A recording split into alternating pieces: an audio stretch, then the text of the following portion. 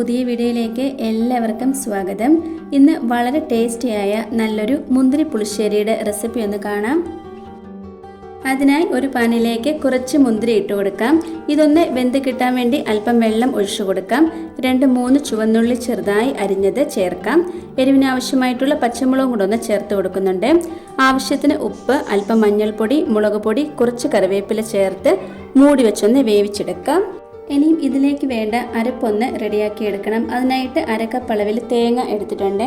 ഇതിലേക്ക് 1 table spoon അളവിൽ ചെറിയ ജീരകം ചേർത്ത് നല്ല പേസ്റ്റായിട്ട് ഇതൊന്ന് അരച്ചെടുക്കാം. ഇതിപ്പം മുന്തിരി നന്നായിട്ട് ഇവിടെ വെന്ത് കിട്ടിയിട്ടുണ്ട്.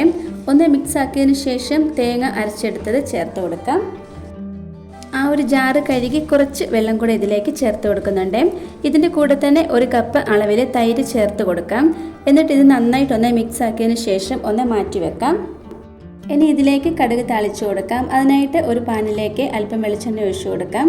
വെളിച്ചെണ്ണ തന്നെ വേണം എടുക്കാനായിട്ട്, എന്നാലേ കുറച്ചും കൂടി ടേസ്റ്റ് കൂടുതലായിട്ട് കിട്ടുകയുള്ളൂ. ഇനി 1 ടേബിൾ സ്പൂൺ അളവിൽ കടുക്, അതിൻ്റെ കൂടെ തന്നെ അതേ അളവിൽ ഉലുവയും കൂടി ചേർത്ത് കൊടുക്കാം. കുറച്ച് വറ്റൽമുളകും കൂടി ചേർക്കാം. അരിഞ്ഞെടുത്തിട്ടുള്ള ചെറിയ ഉള്ളിയും കൂടി ചേർത്ത് കൊടുത്ത് അല്പം കറിവേപ്പിലയും കൂടി ചേർത്ത് ഇത് നന്നായിട്ടൊന്ന് ഫ്രൈ ആക്കിയെടുക്കാം. ഇത് നന്നായിട്ടൊന്ന് ഫ്രൈ ആയി വന്നതിന് ശേഷം നമ്മുടെ കറിയിലേക്ക് ഇതൊന്ന് ഒഴിച്ചു കൊടുത്ത് നന്നായിട്ട് ഇതൊന്ന് മിക്സ് ആക്കി എടുക്കണം. ഇത്രയേ ഉള്ളൂ. നമ്മുടെ ടേസ്റ്റിയായ മുന്തിരി പുളിശ്ശേരി ഇവിടെ റെഡി ആയി കിട്ടിയിട്ടുണ്ട്. ഒരുപാട് സമയമൊന്നും വേണ്ട കേട്ടോ. വെറും 5 മിനിറ്റിൽ നമുക്ക് ഈ ഒരു കറി ഉണ്ടാക്കിയെടുക്കാവുന്നതേ ഉള്ളൂ. കുറച്ച് എരിയും പുളിയും മധുരവും ഒക്കെ കൂടി ചേർന്ന നല്ല ടേസ്റ്റി ആയിട്ടുള്ളൊരു മുന്തിരി പുളിശ്ശേരിയുടെ റെസിപ്പി ആട്ടോ ഇത്.